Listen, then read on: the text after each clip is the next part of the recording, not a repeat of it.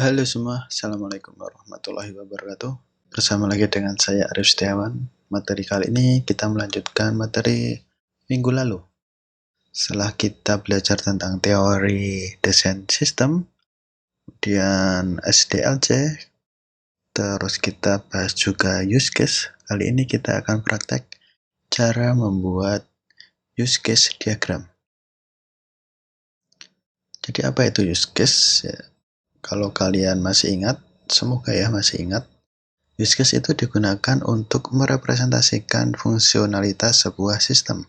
Nah, yang akan menjadi studi kasus kita adalah sistem pada mesin ATM.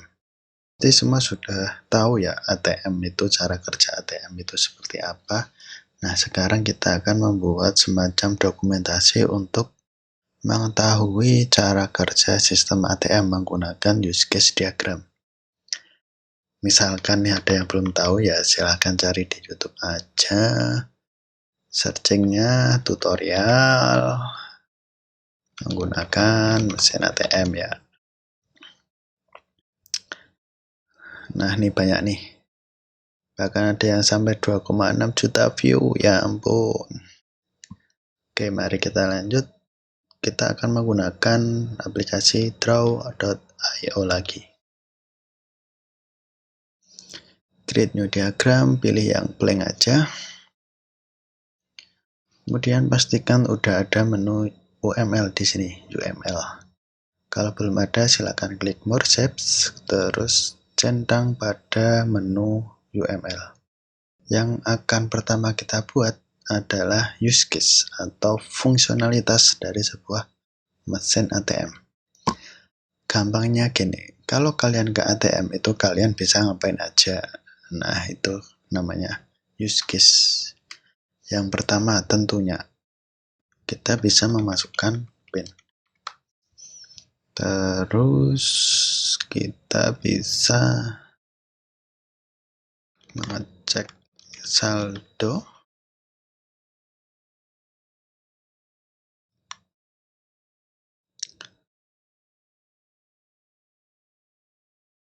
Bisa juga transfer uang. Apakah boleh menggunakan kata transfer uang? Tidak boleh ya, kita harus menggunakan kata kerja. Jadi bisa mengirim uang. Terus mengambil uang.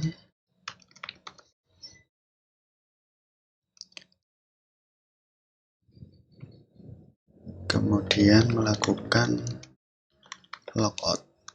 Oke. Misalkan 1, 2, 3, 4, 5 aja. 5 use case yang kita gunakan dalam praktek kali ini. Setelah kita punya use case-nya, kita akan buat aktornya. Siapa itu aktor? Aktor adalah orang atau sistem lain yang berhubungan secara langsung dengan sistem yang ada. Berarti di sini kita tulis nasabah. Setelah kita punya aktor, kita buat garisnya.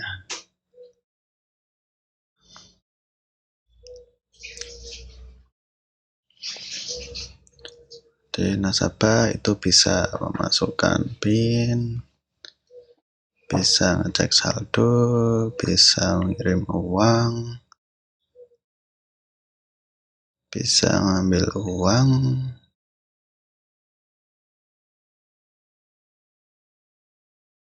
bisa juga melakukan logout. Kemudian setelah seperti ini kita buat terakhir namanya boundary atau batasnya.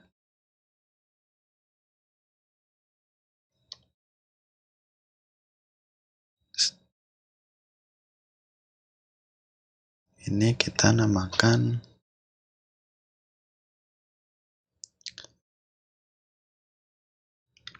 sistem ATM.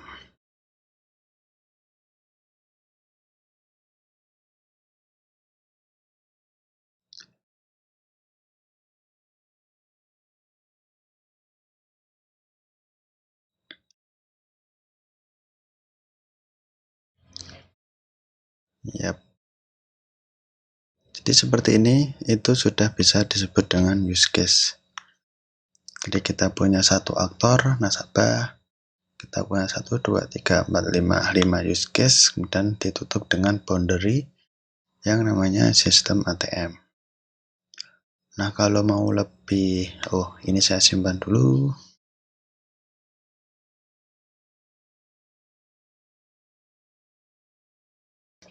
Seperti ini sudah bisa, namun kalau kalian ingin membuat versi yang lebih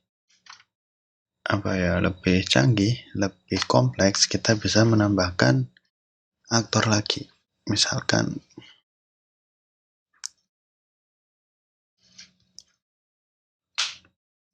kita tambahkan namanya sistem banking.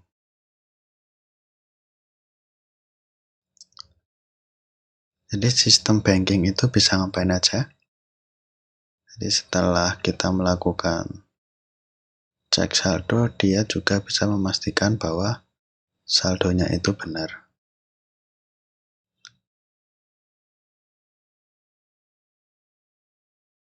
Ini saya singkirkan dulu. Bisa cek saldo, bisa ngecek ini transferan, bisa ngecek kalau ada yang ngambil uang.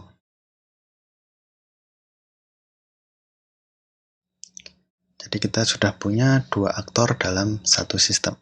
Mau yang lebih kompleks lagi bisa. Kalau kalian masih ingat materinya, kita punya yang namanya include dan exclude.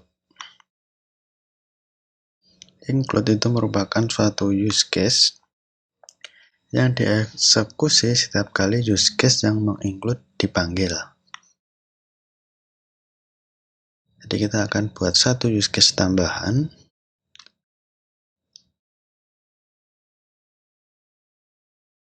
Saat dia memasukkan PIN, kita ganti dengan memasukkan kartu.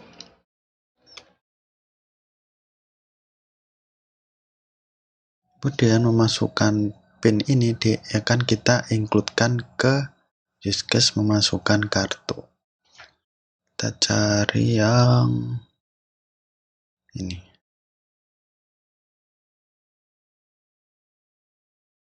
Namanya kita ganti include.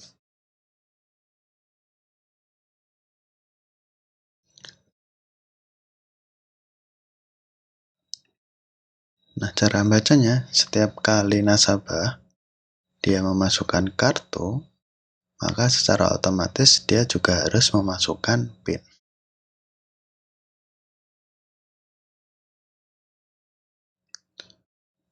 Jadi kurang jauh. Ini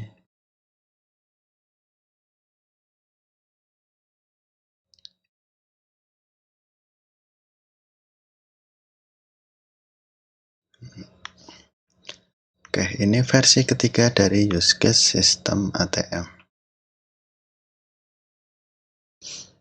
Jadi kita sekarang punya 3 use case untuk satu sistem ATM. Use case pertama, use case yang versi sederhana seperti ini. Kemudian ada use case versi 2 aktor seperti ini. Ada juga use case dengan tambahan include seperti ini. Setelah kita memiliki use case diagram, maka langkah selanjutnya kita lakukan pemodelan proses bisnis menggunakan activity diagram. Pembuatan activity diagram sendiri itu sangat bergantung dengan apa yang kita buat di dalam use case-nya. Misalkan dalam sistem ATM yang sudah kita buat, kita memiliki 1, 2, 3, 4, 5, 6 use case, maka nantinya akan ada 6 buah activity diagram yang menjelaskan masing-masing use case tersebut. Mari kita buat untuk use case pertama, yaitu memasukkan kartu. use case memasukkan kartu. Kok use case? Activity diagram memasukkan kartu. Ini adalah use case-nya.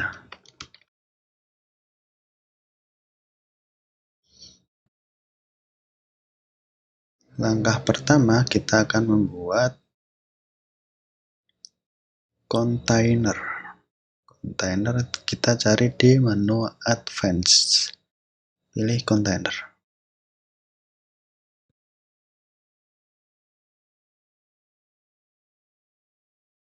Pilih buat 2. Kasih judul juga.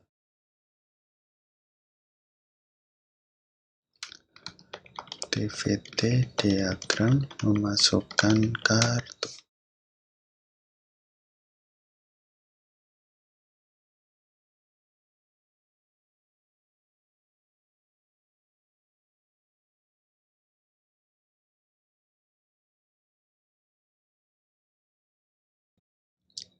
Kontainer yang ini kita namakan dengan nasabah. Sedangkan yang ini sistem ATM. Oke, setelah kontainernya jadi, kita cari pada menu UML, cari yang namanya stock. Jadi proses activity diagram memasukkan kartu itu dimulai dari nasabah. Nasabah itu ngapain? Cari rounded rectangle. Nasabah memasukkan kartu.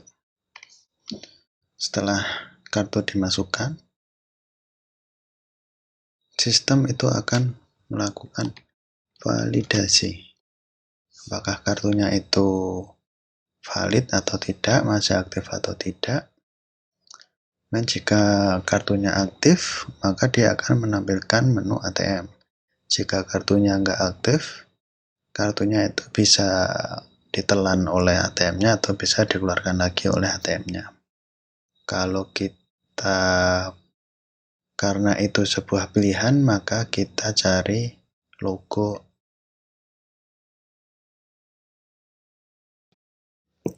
Jadi logo yang digunakan di dalam activity diagram itu sama dengan logo yang biasa kita gunakan di dalam pembuatan flowchart. Jika dia if else, kita pakai belah ketupat. Jadi apakah kartu itu valid? Oh ya, garisnya lupa.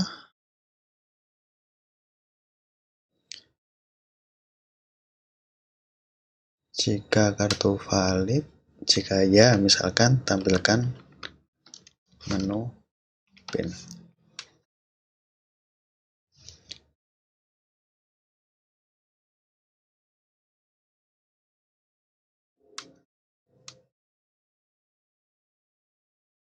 Tapi jika tidak, kartunya akan dikeluarkan.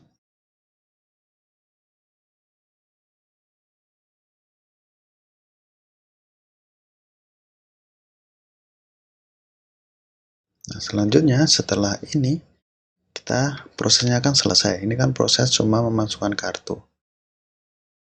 Maka kita cari logo N. Pada bagian UML di sini kita cari logo N, taruh di sini.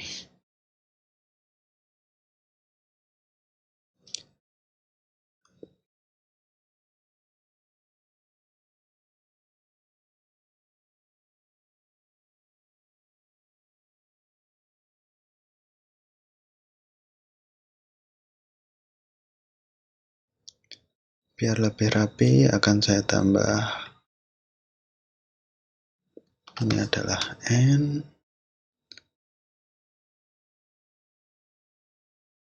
ini adalah start. Oke, jadi ini adalah activity diagram untuk use case yang pertama kita, yaitu memasukkan kartu. Jadi proses dimulai oleh nasabah, dia akan memasukkan kartu. Kemudian proses berpindah ke sistem ATM akan memvalidasi kartu. Apakah kartu itu valid atau tidak? Berarti di sini kurang 1. Jika kartu itu valid, maka tampilkan menu ATM. Jika kartu itu tidak valid,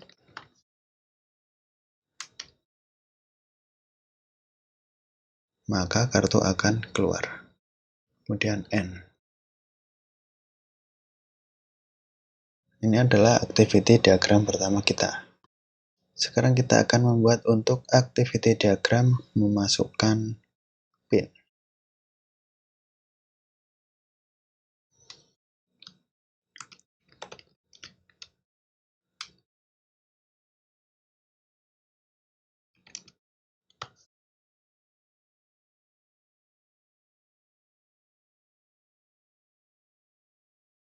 Biar tidak terlalu lama, video ini akan saya percepat. Setelah selesai, akan saya jelaskan.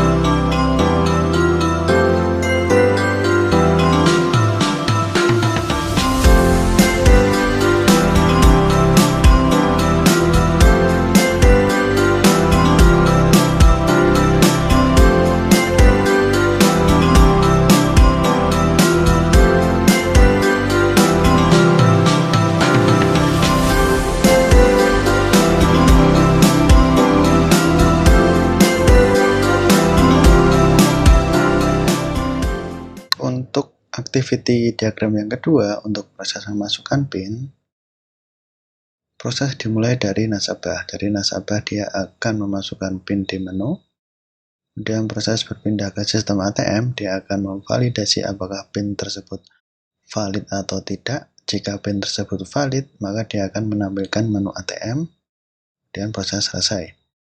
Tapi jika pin tidak valid, kemudian dilakukan entry ulang sebanyak 3 kali, ternyata kok masih salah, maka kartu akan diblokir.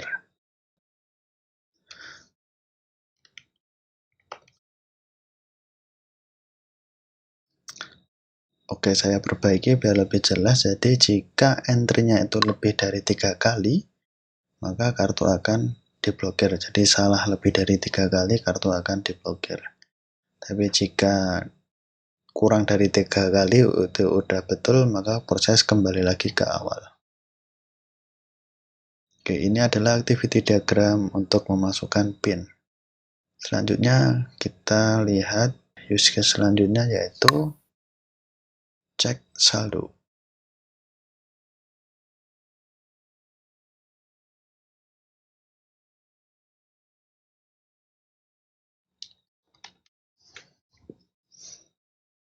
Untuk menghemat waktu, saya akan kopas dari sini. Nah, ini delete.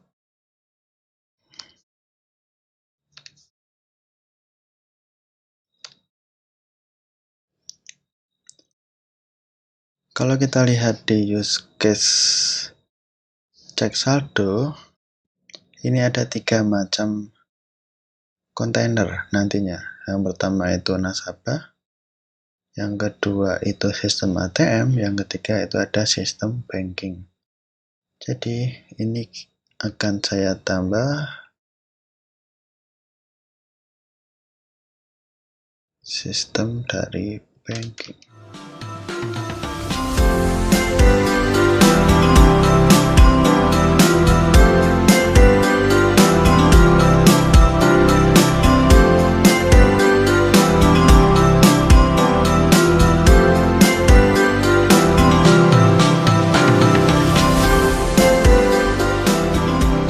Activity diagram cek saldo cukup simpel. Jadi proses dimulai dari nasabah, dia akan memilih menu.